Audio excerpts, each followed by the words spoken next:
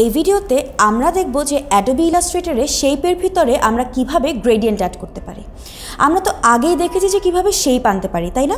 এইখানে অ্যাডোবি ইলাস্ট্রেটরে আমার রেক্ট্যাঙ্গেল টুল নামে একটা টুল আছে। ওটাতে যদি আমি ক্লিক করি, তারপরে আমি যদি আমার মেইন ক্যানভাসে ক্লিক করি, তাহলে দেখো আমার একটা বক্স আসছে, যে বক্স দিয়ে আমি কি করতে পারবো, আমার যে টুলটা আছে বা যে রেক্ট্যাঙ্গেলটা আমি আনতে চাচ্ছি সেটার হাইট আর সেটার উইথটা অ্যাডজাস্ট করতে পারবো। আমি ওকে দিলাম, তাহলে দেখো আমার এখানে সুন্দর একটা রেক্ট্যাঙ্গেল চলে এসেছে। এই রেক্ট্যাঙ্গেলটার ভিতরে কিন্তু অটোমেটিক্যালি কালার দেওয়া। এখন এই কালারটা আমি কিভাবে চেঞ্জ করতে পারবো বলো তো? এখানে খেয়াল করো, প্রপার্টিজের যে বক্স আছে, প্রপার্টিজ বক্সে ফিল নামে একটা ঘর আছে। আমি যদি ওই ঘরটাতে ক্লিক করি, আমি এখান থেকে যে কালার চাই সেই কালার সিলেক্ট করতে পারি। ধরো এই খ্যাত হলুদ কালারটা না রেখে আমি এরকম একটা ব্লু কালার দিয়ে দিতে পারি, কিংবা আমি রেড কালার দিয়ে দিতে পারি, কিংবা আমি ব্রাউন কালারও চাইলে দিয়ে দিতে পারি। আবার এখানে কালার মিক্সার থেকেও আমি চাইলে যে কোনো কালার চাই সে কোনো কালার এখানে কি করে দিতে পারবো বলো তো? অ্যাড করে দিতে পারবো।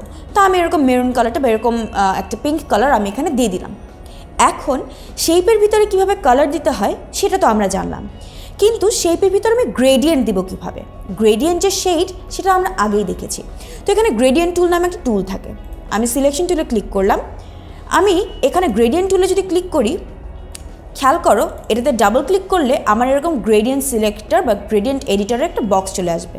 তো এইখানে আমার থাকে গ্রেডিয়েন্টের যে স্লাইডারটা, অর্থাৎ যে স্লাইডারে আমি কী করতে পারবো বলো তো? আমার গ্রেডিয়েন্টের কালারটা আমি নির্ধারণ করতে পারবো। তো এই স্লাইডারে আগে থেকে এরকম ব্রাউন আর হোয়াইটের মিক্সচার একটা গ্রেডিয়েন্ট দেওয়া আছে। আমি যদি কালারটাকে চেঞ্জ করতে চাই, আমি কি করব বলো তো? এই যে আমার পয়েন্টারটা আছে না, এই পয়েন্টারটাতে আমি ডাবল ক্লিক করব। এই পয়েন্টারটাতে ডাবল ক্লিক করলে খেয়াল করো তারা আমাকে এরকম কালারের একটা ঘর নিয়ে আসবে বা কালার একটা সোয়াচ দিবে।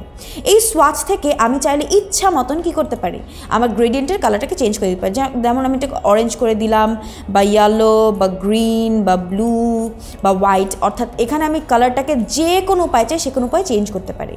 আবার এই কালার বক্স থেকে আমি চাইলে চেঞ্জ করতে পারি, সোয়াচ থেকেও আমি চাইলে কালারটাকে চেঞ্জ করে দিতে পারি।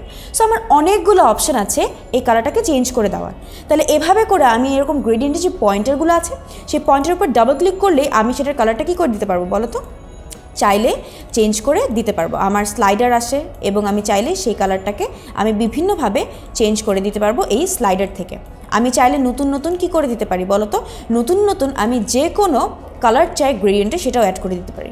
আবার না চাইলে আমি ডিলিটও করে দিতে পারি। তাহলে এই ভিডিওতে আমরা দেখলাম যে শেপের ভিতরে কিভাবে আমরা কালার দিব এবং কিভাবে শেপের ভিতরে আমরা গ্রেডিয়েন্ট দিতে পারি অ্যাডোবি ইলাস্ট্রেটর।